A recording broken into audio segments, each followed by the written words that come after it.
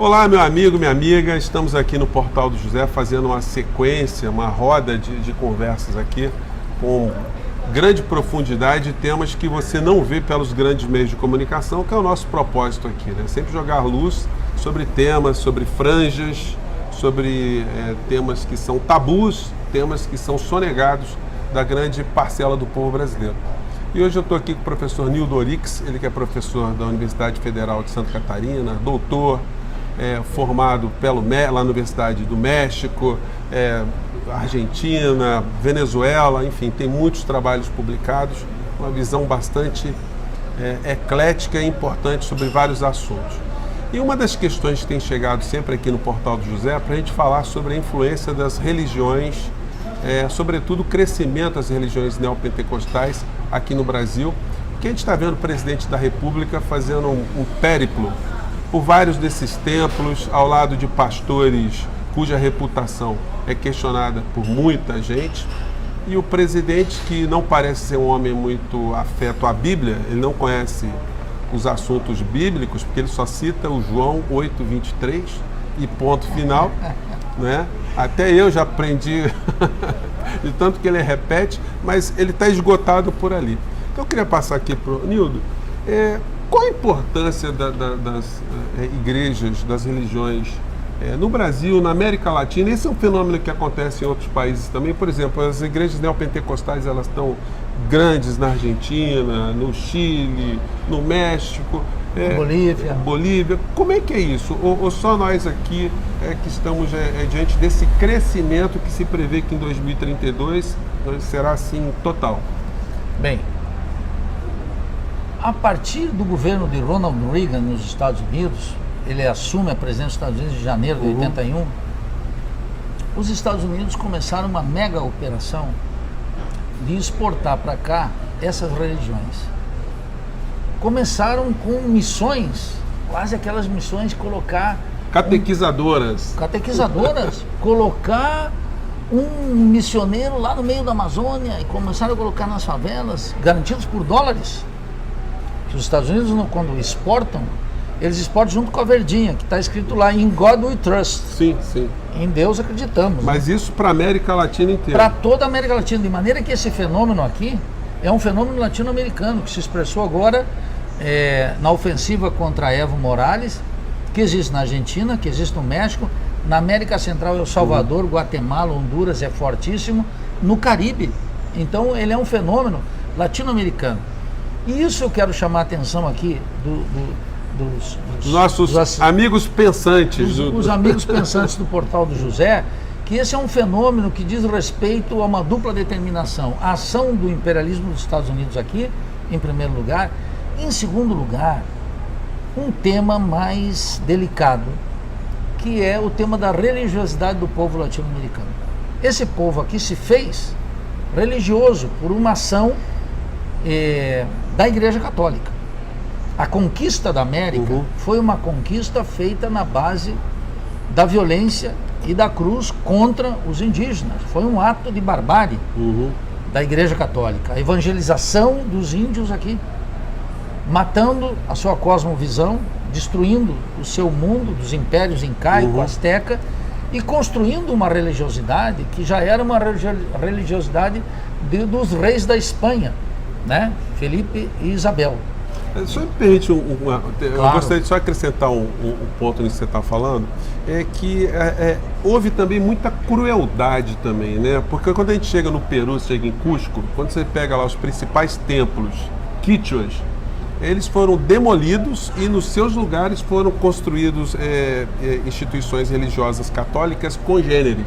Por exemplo, o Templo das Mulheres quichuas, eles derrubaram e fizeram um convento.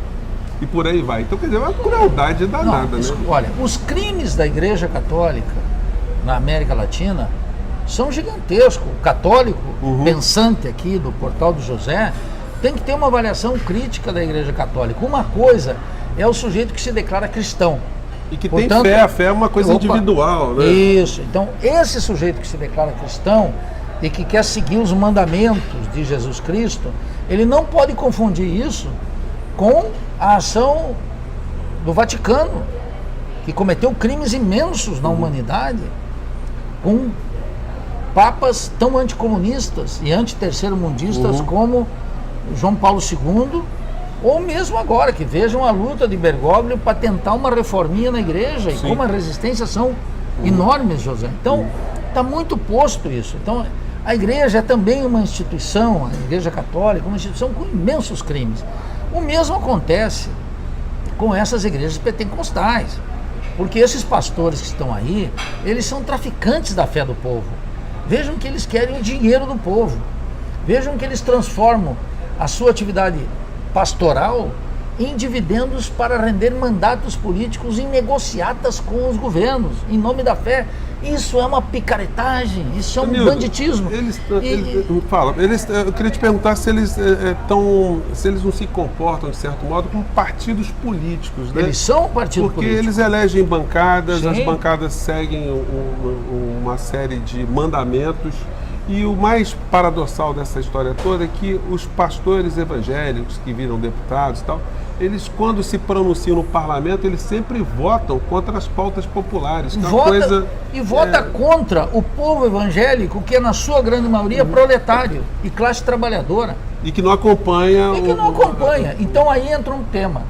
A religião é, por excelência, alienação. Então eu queria dizer duas coisas aqui para os pensantes do Portal do José. Primeiro, eu não estou aqui para atacar a sua fé individual. A tua fé não me diz respeito. É um assunto exclusivamente de índole pessoal. Se você atua numa religião afro, se é católico, se é pentecostal, se é zen budista, isso não me diz respeito. Isso me diz respeito quando se manifesta no reino da política. E no reino da política, então, eu digo que isso é uma impostura. Segundo postulado básico, não são os deuses que criam os homens e o mundo. É o mundo e os homens em completa aflição, os homens repletos de necessidades, os homens que não sabem sobre o seu destino, os homens que temem o cotidiano, que temem a morte, que temem deixar seus filhos sem um mínimo de serviços públicos assegurados, que estão afogados no desemprego, nesse imenso vale de lágrimas. Esse homem no absoluto desespero, na falta de cultura, na falta de educação, ele joga a sua sorte nos deuses. E ele supõe que esses deuses, que os únicos que podem salvá-lo, são os deuses que não pertencem ao nosso mundo. E é por isso, isso significa hipotecar o nosso futuro para algo que não existe. Esse é o mecanismo básico da alienação. Ele não sabe que ele é detentor de um imenso poder. O poder de mudar esse mundo, ele com as suas mãos, com a sua ira, com a sua iracúndia, se reunindo com seus irmãos de necessidades, para sair desse reino de necessidade e entrar nas portas de um reino de felicidade que eu chamo socialismo.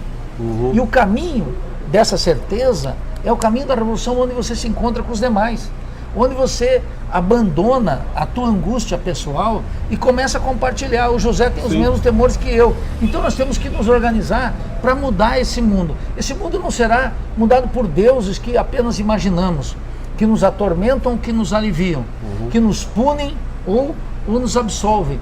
Esse mundo não será menos ainda mudado por pastores que traficam com a nossa fé e que vão lá no Congresso votar contra os interesses do povo.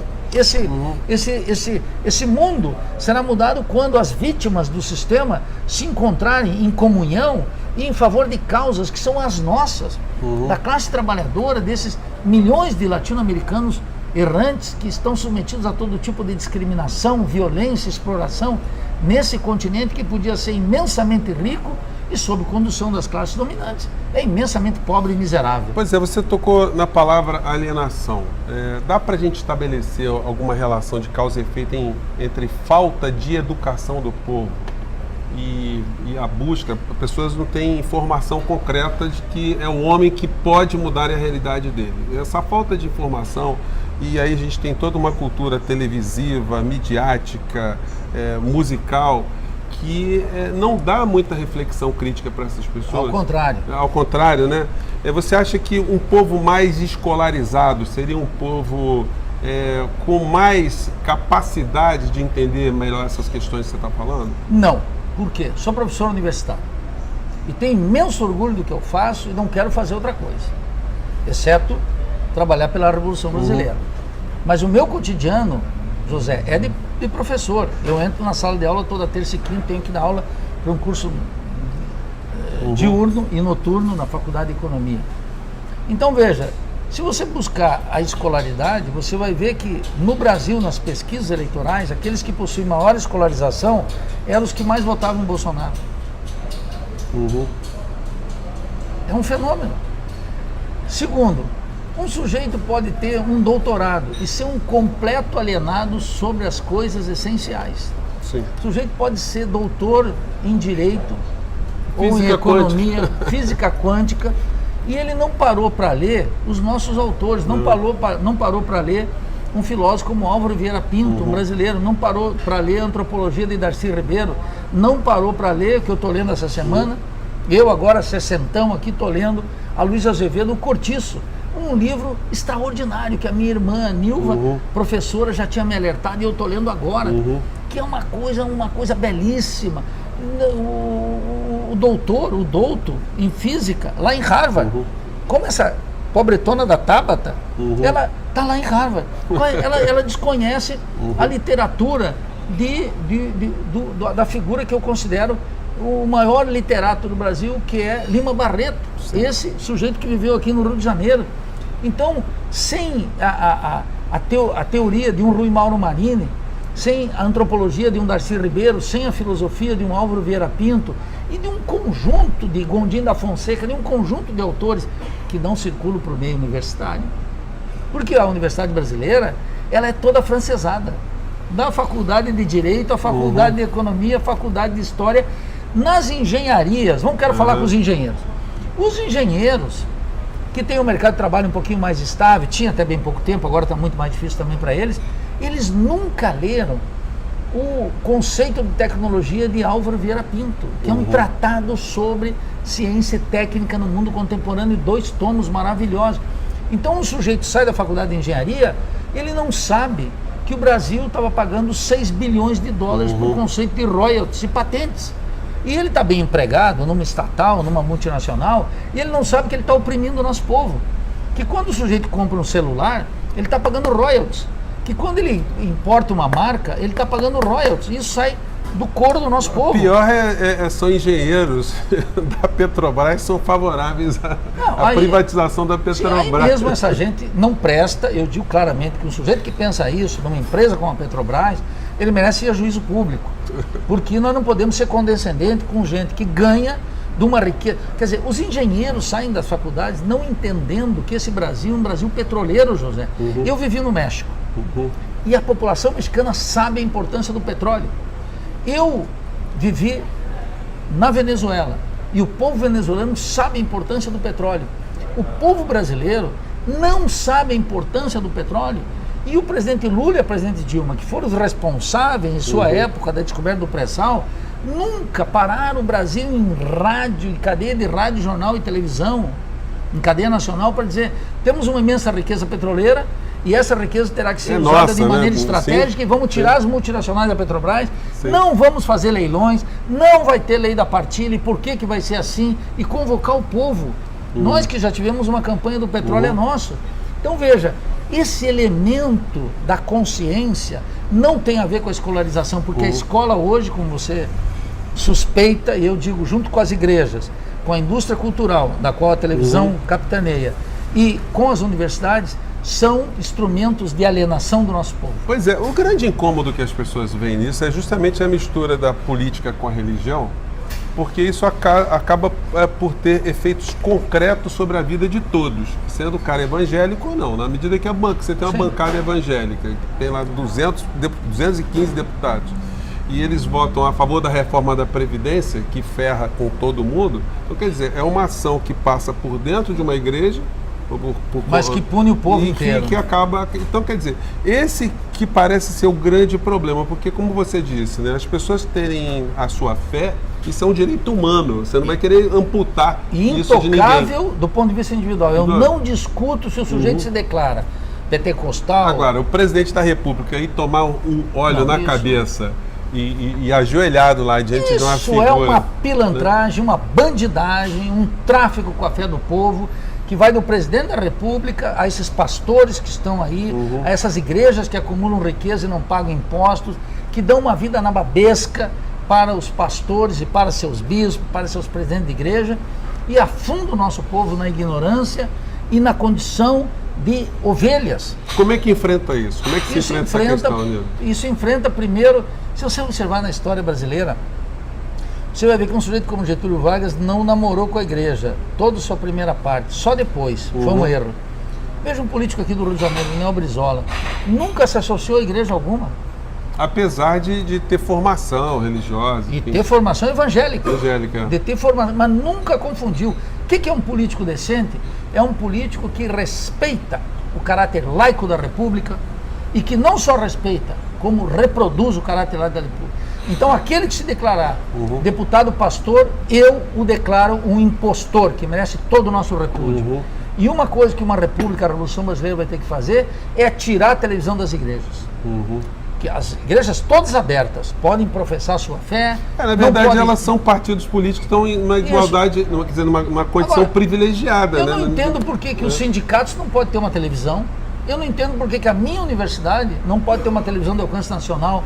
Agora, igrejas possuem canais de televisão abobando, alienando, desrespeitando o nosso povo cotidianamente, simulando milagres que são verdadeiras imposturas, mentiras, calhordices que estão aí e que precisa ser enfrentado.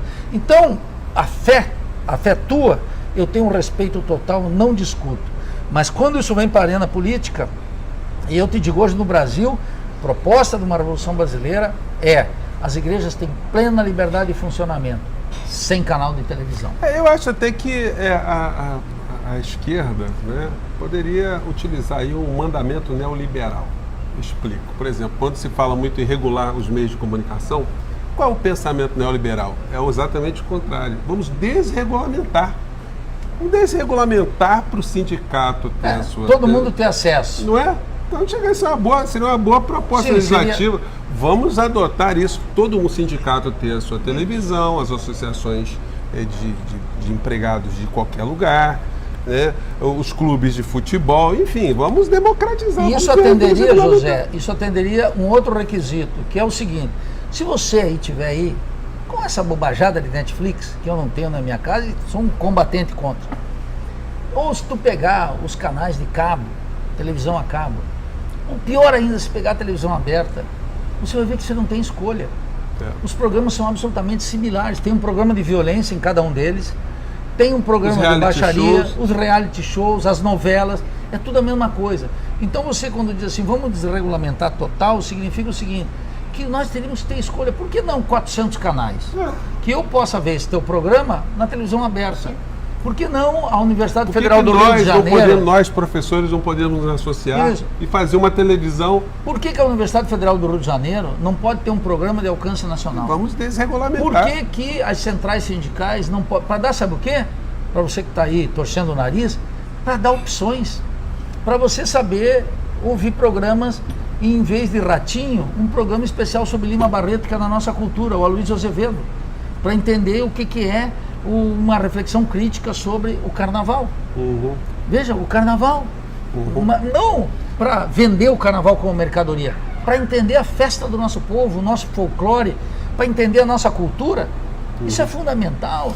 Isso nós não temos porque tem um monopólio, tem uma república e que os políticos, bom moço, eles não querem tocar nisso, porque eles querem ficar simpatiquinho, acho que vão fazer tudo dentro da lei e da ordem, e a lei e da ordem está completamente subvertida, não funciona mais. Ô Nildo, eu quero que você, quando voltar ao Rio de Janeiro, a gente troque figurinhas, você volte aqui lá para café, porque o Brasil produz muitos temas, muitas pautas, né?